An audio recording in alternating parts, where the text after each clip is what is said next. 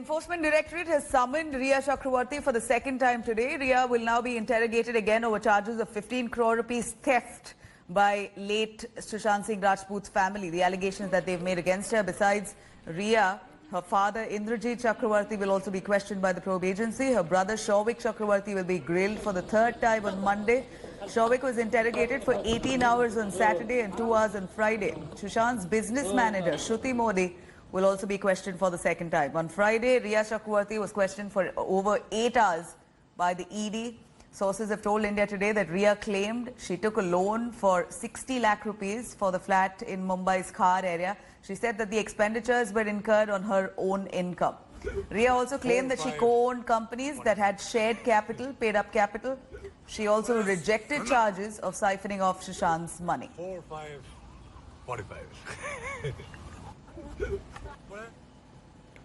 Now, Sushant Singh and Rhea Chakravarti's relationship seemed like just any other in the film industry until one day Sushant died by suicide. Since then, all has changed. Take a look at the story so far about Sushant, Rhea's relationship, what transpired from then to now.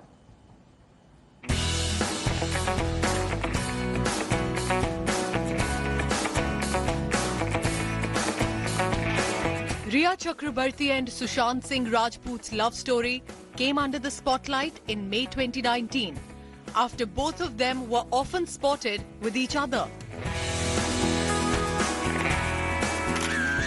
While the couple kept their relationship hush-hush, their photographs from the Ladakh trip in June 2019 added fuel to fire.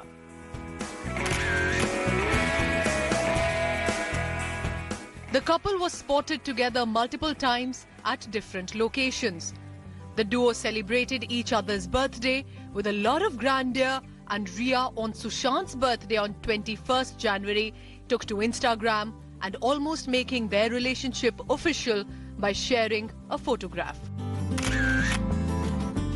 Post that, in 2019 August, rumours started doing the rounds. The couple had decided to take the wedding plunge and would tie the knot soon. However, there was no official confirmation. Now, are you in a relationship? नहीं अभी तो नहीं. Oh, you're single? हाँ बिल्कुल. Liar. According to media reports, Sushant Singh Rajput left his old house post Diwali, moving in with Rhea Chakrabarti at her residence. Later, the actor shifted to his Bandra home. During their October 2019 Europe trip, Sushant and Rhea travelled across France and Italy. But on 14th June 2020, everything changed. Sushant Singh Rajput was found dead at his rented apartment in Mumbai's Bandra. The news sending shockwaves across the country.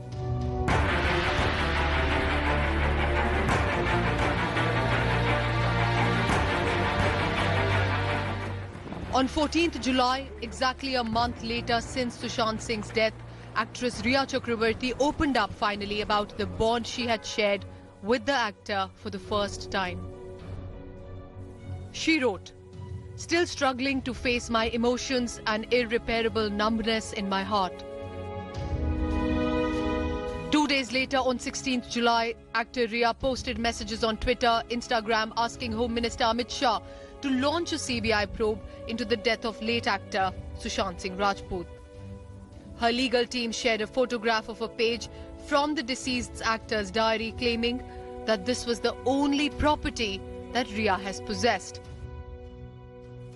The note read, "I'm grateful for my life. I'm grateful for Lily in my life. I'm grateful for Bebo in my life. I'm grateful for Sir. I'm grateful for Ma'am. I'm grateful for Fudge in my life. I'm grateful for all the love in my life." Rhea later explained that the diary entry was for her and her family, that included her mother and the father. While the legal team of Rhea Chakravarti presented Sushant's note on gratitude for Rhea's family as evidence, which proved Rajput was close to Rhea and her entire family, the late actor's family lawyer said completely otherwise. That the note further strengthened the family's case, as it has proven Sushant Singh was completely cut off from his own family by Rhea, and as her and her family took complete control of Sushant Singh Rajput's life. Bureau Report, India Today.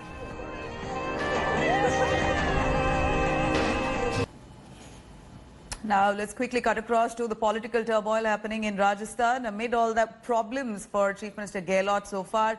Now the Supreme Court is all set to hear a plea filed by Rajasthan BJP MLA Madan Dilawar seeking disqualification of 6 BSP MLAs who had merged with the Congress last year. The hearing is all set to take place at 11 a.m. today. In fact, BJP lawmakers sought a stay order on High Court verdict accepting the merger between the 6 BSP MLAs and the Congress. The BJP MLA had sought disqualification of the 6 BSP MLAs, claiming the merger to be as illegal. Remember, in its July 18th verdict, the High Court only issued notice to Rajasthan Speaker C.P. Joshi, did not issue a stay on the merger though. Amid this, a plea related to BSP Congress merger filed by 6 BSP MLAs too will be heard by a 3-judge bench in Supreme Court today. In fact, the 6 BSP MLAs have sought that Supreme Court transfer the case against them in the High Court to the top court. BJP MLA Madan Dilawar in High Court had said that the merger between BSP and the Congress is illegal.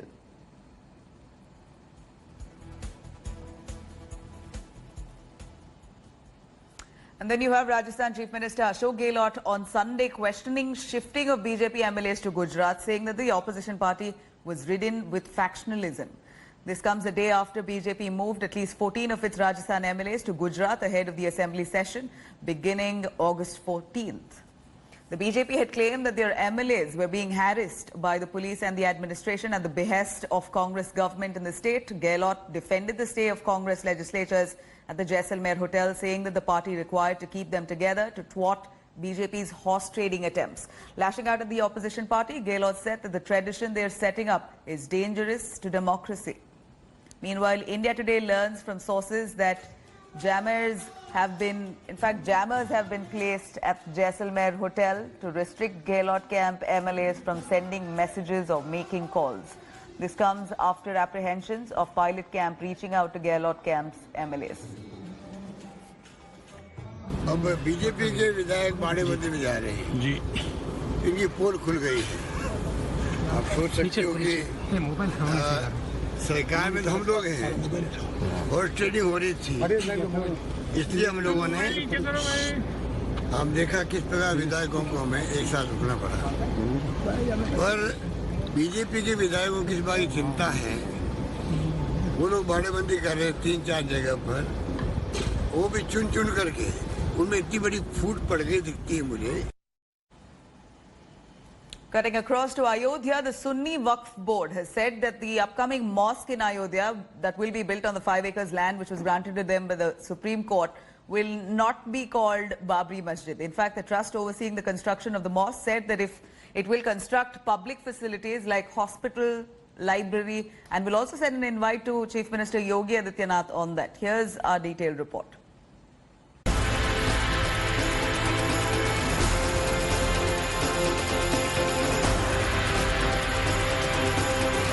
The foundation stone for Ayodhya's Ram Mandir is laid.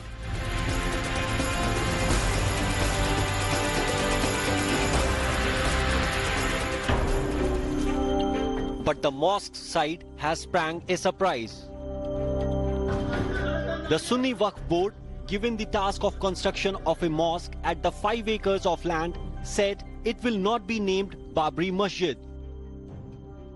मस्जिद हमारे यहाँ इस्लाम धर्म में उसके कोई भी हमें परंपरा नहीं मिलती किसी भी फ़िक़े में कि उसकी कोई नींव रखने की कोई रस्म होती हो, तो उसका काम शुरू अपने आप हो जाएगा। उसकी कोई नींव रखने की रस्म नहीं होगी। जो रग़बा मौजूद था उस वक़्त की बाबरी मस्जिद जो वहाँ मौजूद थी, तो तकरीबन 15,000 स्क्वायर फीट में मस्जिद बनी और 5 एकड़ में हम लोग कई पब्लिक यूटिलिटी की फैसिलिटीज़ लाएंगे।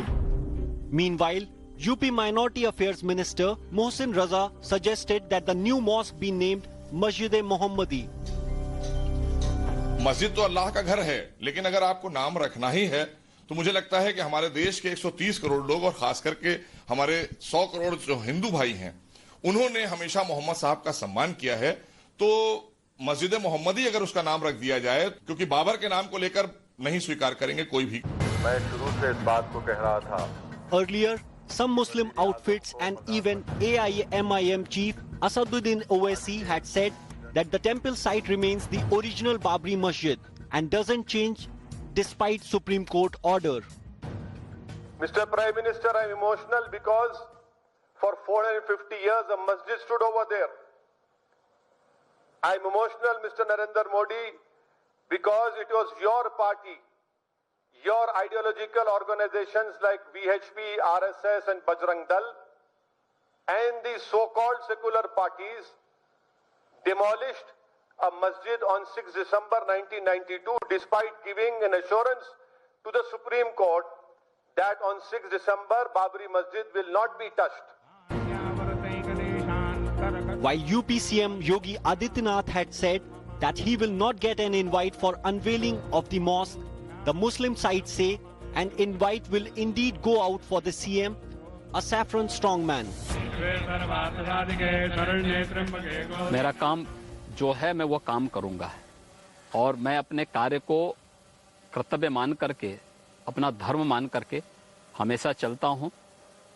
मैं जानता हूं मुझे कोई बुलाएगा नहीं, इसलिए मैं जाऊंगा भी नहीं। जब भी हम मतलब प्लान अपना तैयार कर लेंगे तो एक प्रोग्राम करेंगे और उसमें हम क्योंकि ये सब जन सुविधाएं हैं और उत्तर प्रदेश के जो मुख्यमंत्री हैं वो प्रदेश के मुखिया हैं, उनका भी काम है कि जन जन तक जन सुविधाएं पहुंचाना, तो हम उनको आमंत्रित करेंगे और उम्मीद करेंगे कि वो आएं और हमें योगदान भी करें। Will the mosque, when ready, put a final closure to the Ram Mandir Babri Masjid duel, or the divide will be nurtured for partisan political gains? With inputs from Nilanshu Shukla, Bureau Report, India Today. Now, DMK MP Kanimozhi has alleged that a central industrial, the CISF, in fact, at the airport, who were present, questioned her nationality for not knowing Hindi. In fact, Kanimozhi took to Twitter to narrate the incident that happened at the airport. She stated that a CISF official asked her if she was an Indian when she requested the officer to speak to her in either Tamil or English. Reigniting the language bias debate, the DMK leader questioned from when being Indian is equal to knowing Hindi. CISF immediately took note of the incident, ordered for an inquiry into the matter. Kanimozhi found support from many, including Congress MP Karthi Chidambaram, who called CISF officers' behavior as outright ridiculous. BJP meanwhile suggested that DMK MP was trying to launch a poll campaign for the assembly elections, which is just about 8 months away. No, I mean, I'm happy that one agency has responded, but that doesn't, because it's not the first time it is happening to me, and even many responses to my tweet, many people have shared their own personal experiences that, how they were discriminated against and how they were insulted because they could not speak Hindi, and these messages have come from all over the country. So I think it's a general attitude. And that has to be changed, that if you do not speak Hindi and if you are not in a particular way, then you're less of Indian. I think that...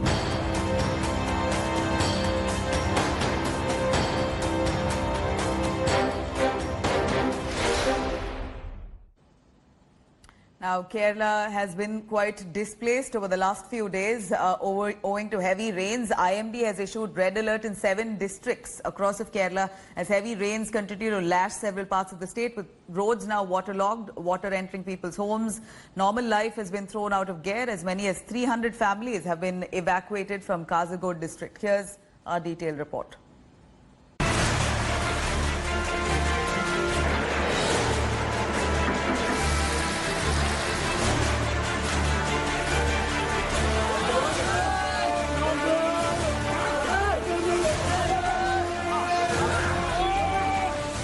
Several parts of Kerala are underwater amid heavy monsoon rainfall. The Weather Office has issued a red alert in Alappuzha, Idukki, Malappuram, Kozhikode, Wayanad, Kannur and Kasaragod districts of the state. Incessant rainfall has crippled normal life in these and several other districts. Most of the roads in Kottayam are waterlogged, resulting in traffic woes. A car that was washed away along with the driver was safely recovered by the rescue team after hours of efforts.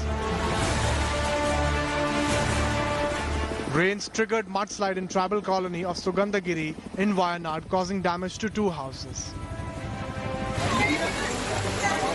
In Kasargod, water level is rising in the Tejaswini river. At least 300 families in the district have been moved to safer places by the rescue teams. ആവശ്യത്തിനത്ര നമ്മുടെ ക്യാമ്പുകൾ തുടങ്ങിയിട്ടുണ്ട്. ക്യാമ്പുകളിൽ എല്ലാ സൗകര്യവും ഒരുക്കാൻ വേണ്ടിയുള്ള നിർദ്ദേശം കൊടുത്തിട്ടുണ്ട്. കോവിഡ് പ്രോട്ടോകോൾ എല്ലാം പാലിച്ചുകൊണ്ടായിരിക്കും ക്യാമ്പുകൾ നടക്കുക. മഴ താന്നു എന്ന് കരുതി നമുക്ക് റിലാക്സ് ചെയ്യാൻ സമയമായിട്ടില്ല. ബുധനാഴ്ച വരെ ശക്തമായിട്ടുള്ള മഴയുണ്ടാകും എന്നുള്ളൊരു മുന്നറിയിപ്പാണ് കിട്ടിയിട്ടുള്ളത്. അതുകൊണ്ട് തന്നെ കൂടുതൽ ജാഗ്രതയോടുകൂടി കാര്യങ്ങൾ മുന്നോട്ട് നീക്കേണ്ടതുണ്ട്. The worst might not be over yet. Water level in Pamba River is likely to rise by 40 centimeters as Pathanamthitta District Administration is set to open 6 dam shutters by 2 feet to let out excess water. Bureau Report, India Today. Now, Sonia Gandhi's term as interim Congress president has been extended. Senior Congress leader Abhishek Manu Singhvi has hinted that the veteran leader continues to helm the party till the new president is chosen. Her term was supposed to come to an end today, and as per the Election Commission norms, the party has to inform the poll body if Sonia Gandhi is to continue her term, while the Congress Working Committee can always clarify later on the post. So the Grand Old Party is in no hurry to summon the meeting. Party sources have indicated that the Congress Working Committee may meet after August 14th, once Chief Minister Ashok Gehlot proves his majority on the floor of the House. In fact, Congress has not been able to appoint a full-time president since Rahul Gandhi resigned after the 2019 Lok Sabha poll defeat. Hi everyone, Preeti Chaudhary here. Hope you like this video. For latest news and analysis, like and subscribe to the India Today YouTube channel. And don't forget to press the bell icon to stay updated. Thank you for watching.